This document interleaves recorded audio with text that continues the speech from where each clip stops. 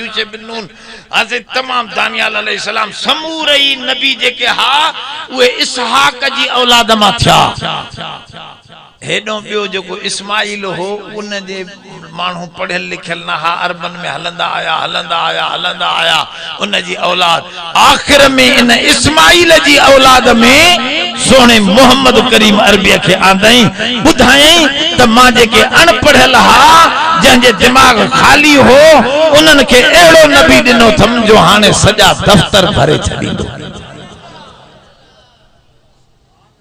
इन जे करे उम्मीयीन वल्लज़ी बास फिल उम्मीयीन रसूलम मिनहुम रब से कुरान में फरमा वो आए तवा जो नबी उए मानू जह नबी के असा उम्मिन में पैदा कयो से उम्मिन में माना इस्माइल सलाम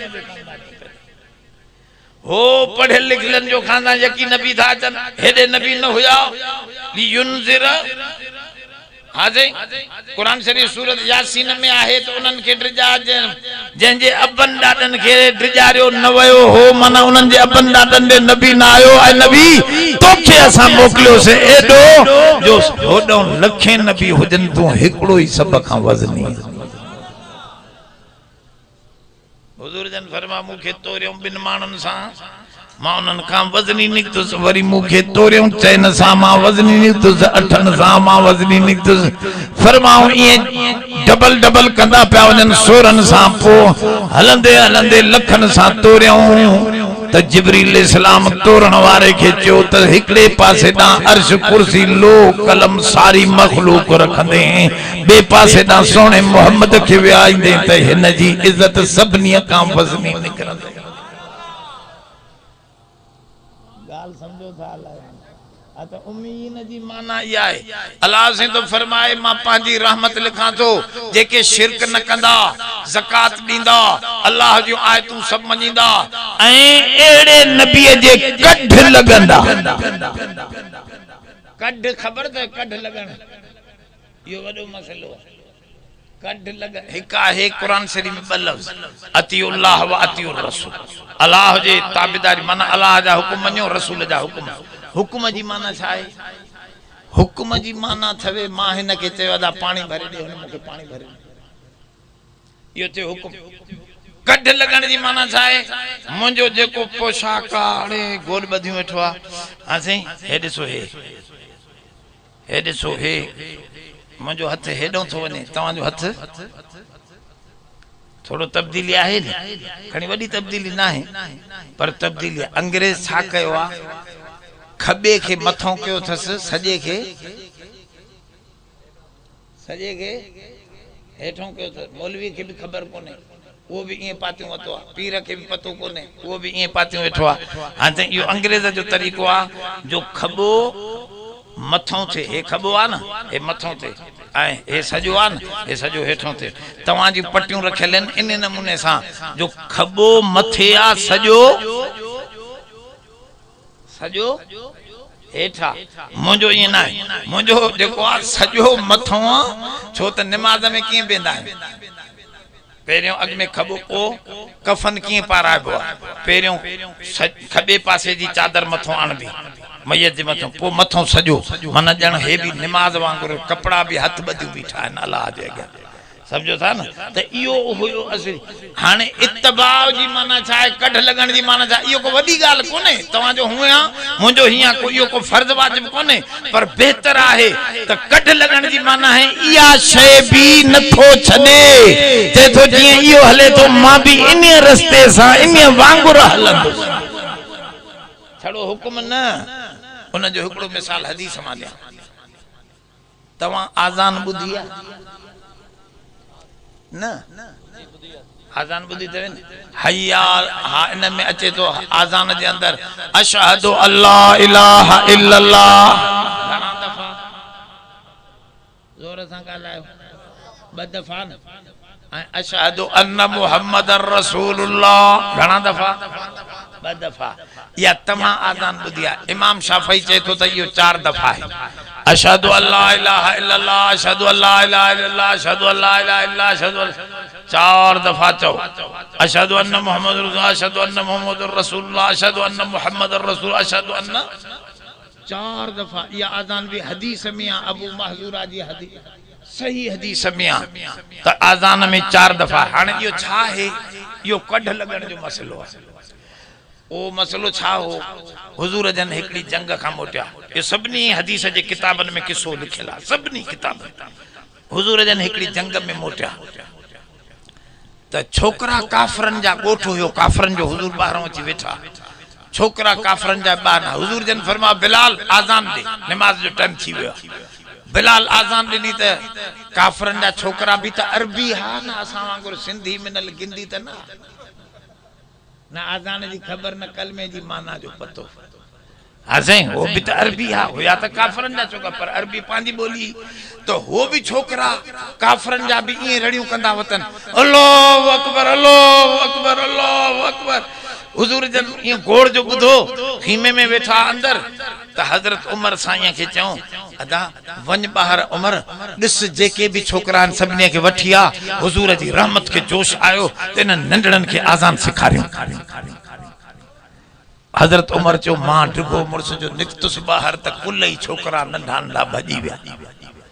हिकड़ो वडो धपड़ो दाढ़ी नहीं निकरेस पई अञा, जवान मुर्सो हटो कटो अबू महजूरा नालो हुस, मथे उघाड़ो बीठो, वो ही डटजी बीठो। अदा सा केड़ी गलती कया तू आयो हां? तो हजरत उमर चुस बाबा गलती ना है, हल होदे असा जो साईं तो के सदे तो जहा हल माला तो वो छोकरो हलियो है हुजूर जी खिदमत ने। हुजूर जन सामो विहारे मथे ते हथड़ो भी घुमायो, रहमत लिल आलमीन जो हथ लगो, रंग बदल जी। हुजूर जन फरमायो पढ़ चो अल्लाहु अकबर अल्लाहु अकबर, इन जोर सा चो अल्लाहु अकबर अल्लाहु, वरी चो अल्लाहु अकबर अल्लाहु 4 दफा, अल्लाहु अकबर 4 दफा, वरी चई अशहदु अल्ला इलाहा इल्लल्लाह। त इन्हीं में हमरा थोरो घबराई दियो भेणा, हे त मांजा कुल ही खुदा तबाह करे छडी। छोकरो अरबी समझे पियो, कलमे जी माना समझे पियो तो हे तो सब कम लहियो। तो हिन चयो आस्तड़े अशहदु अल्ला इलाहा इल्लल्लाह। हुजूर जन फरमाओ इन जोर सा चो, तो वरी भी हिन चयो अशहदु अल्ला इलाहा इल्लल्लाह आस्ते सफा। हुजूर जन फरमा जोर सा चो, इन वरी जोर सा चो अशहदु अल्ला इलाहा इल्लल्लाह अशहदु अल्ला इलाहा इल्लल्लाह। वरी चयोस अशहदु अन्न मुहम्मदर रसूलुल्लाह। ए तो पाण के मनाए तो आसे दिल में चे, हुजूर के न चे, आस्ते चे अशहदु अन्न मुहम्मदर रसूलुल्लाह। हुजूर फरमा जोर सा चो, वरी भी न आस्ते चो अशहदु अन्न मुहम्मदर रसूलुल्लाह। हुजूर जन फरमा जोर सा चो अशहदु अन्न मुहम्मदर रसूलुल्लाह। इन हाने जोर सा चो अशहदु अन्न मुहम्मदर रसूलुल्लाह। वरी बियो दफो भी जोर सा चे। हाने घणा था ये इनके तो बस हुजूर जन मथे ते हथणी चो हाने पुट घर वन, तू आजान सिखी वे सदी वन तू घर। जैसे घर को न वेंदुस हाने मां तवा जो हुवैद मुक या रसूलुल्लाह, मां तो जो नंढड़ो खादिम थी रहंदुस, जुतियों खणंदुस, मां हाने अबे अम्मा के छडे तो खां प्यार वरतो। रंग बदल जी वो नौजवान समझे। हुजूर के चे से मां तवा सा गड अचे, हुजूर फरमा मुझे अबे के चई त अचे, साहबी ने नौस वन बाबा न के चईया उन जे पीए के वठी वने बुधायस, इन जे पीए के बुधा बा मां बकरियों सुभाणे पाण संभाल दे, मां हुजूर सा गड वना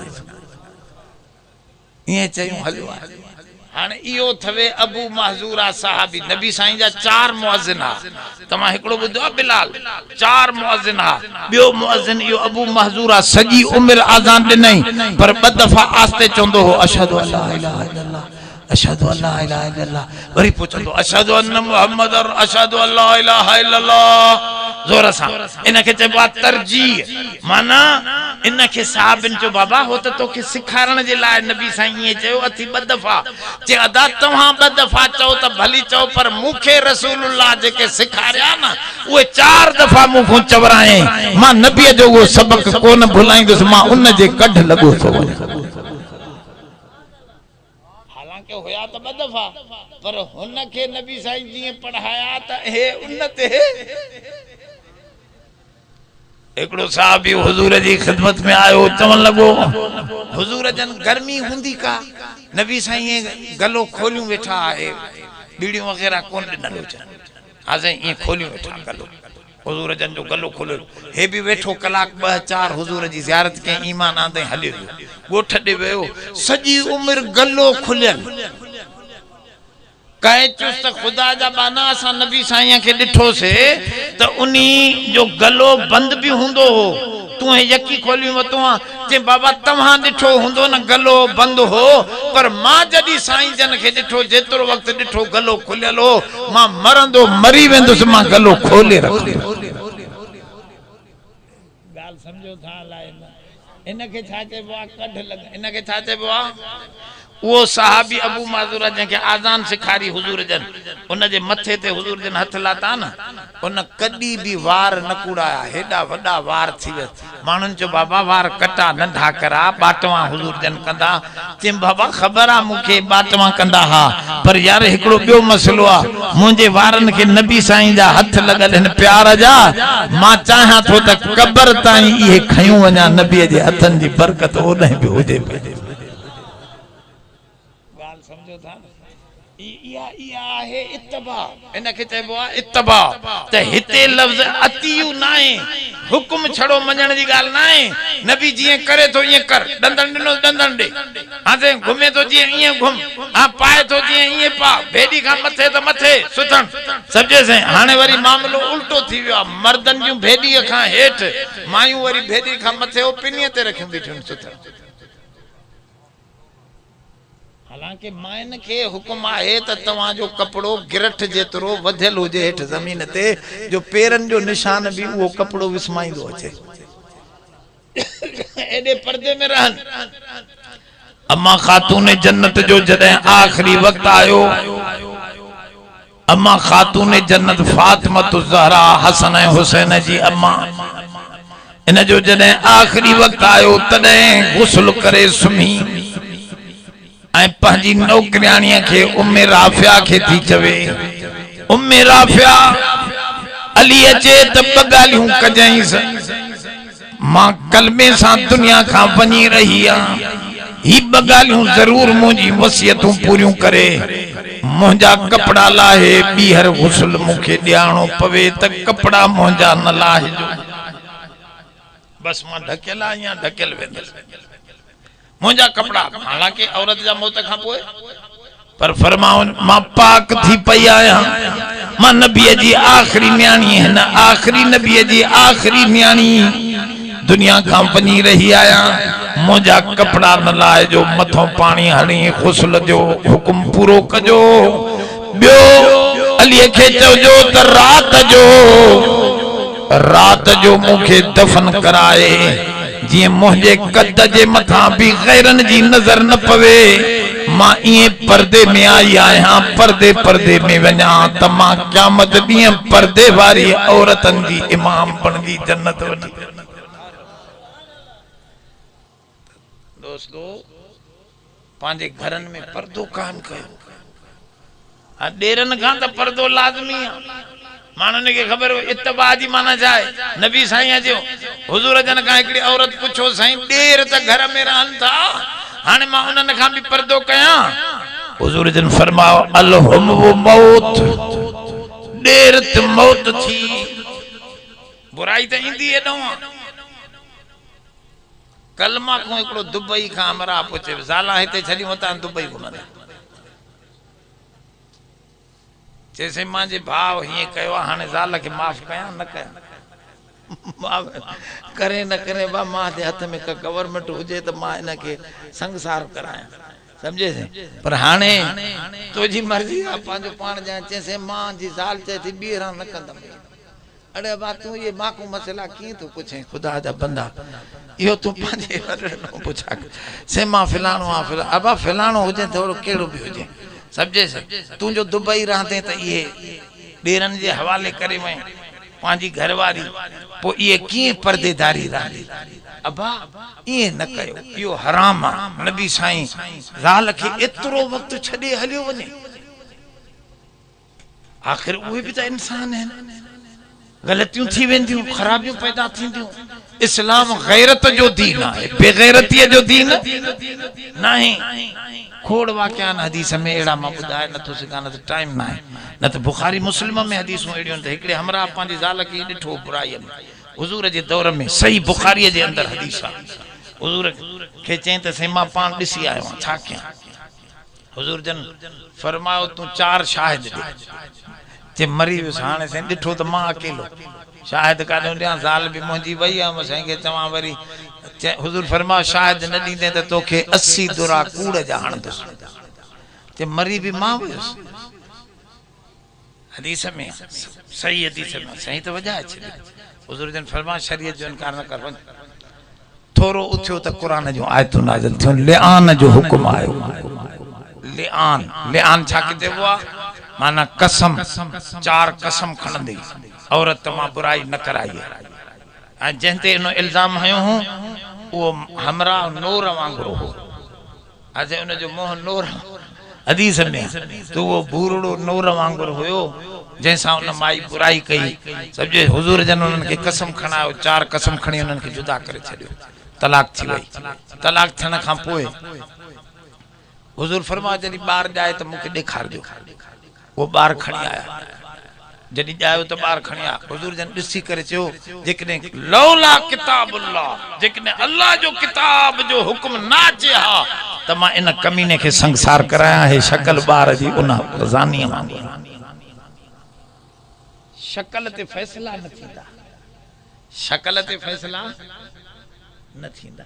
हुजूर जन इए चयो त जेकॾहिं अल्लाह जे किताब हाणे लिआन थी वियो, अल्लाह फैसलो कंदो, माई तबाह थी वई, माईअ जे मथां अज़ाब अची वियो। 4 कसम खणाए लानत जा कुरान शरीफ में सॼो ज़िक्र ॿी जाइ ते अचे थो पियो।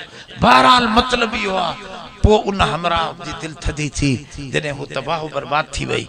उन नबी जे साम्हूं कसम खणी वई त मां बुराई न कई आहे। ग़लति तो चए मुंहिंजो मुड़ुसु, मूं ते इल्ज़ाम थो हणे। ऐं जेकॾहिं इक़रार करे हा त हुजूर जन उनखे संसार कराइनि। औरत के मिट्टीअ में पूरे मथे ते पत्थर हणवा, सम्झे तव्हांजो मरी वञे, इहो इज़ा ॾियण वारो सज़ा आहे। माना ज़िना एॾी बुरी शइ आहे, पर इहा हवा आहे। माना इहो ज़िना न करण जे लाइ डप इस्लाम अहिड़ो विधो आहे जो कोई औरत खे जुरत न थींदी। पर अहिड़ो वाक़या थिया कोन।